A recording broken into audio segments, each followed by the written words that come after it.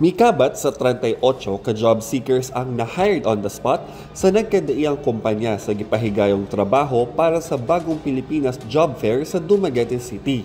Giorganisa sa Office of the President kauban ang DSWD, DOLE ug DA ang maong job fair aron matabangan ang mga mo-graduate na miyembro sa Pantawid Pamilyang Pilipino program na makakita og trabaho aron padayon silang makalingkawas sa kawad-on.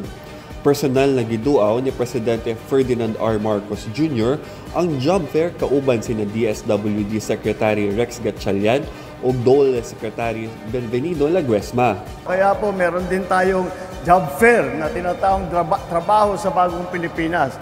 Ito po ay pinagmamatching po natin, pinagmamatch po natin lahat ng mga aplikante doon sa mga trabaho na bagay sa kanila, na bagay sa kanilang kakayahan. Malipayon ang mga hired on the spot sa ilang bagong trabaho o sa oportunidad na gihatag sa gobyerno.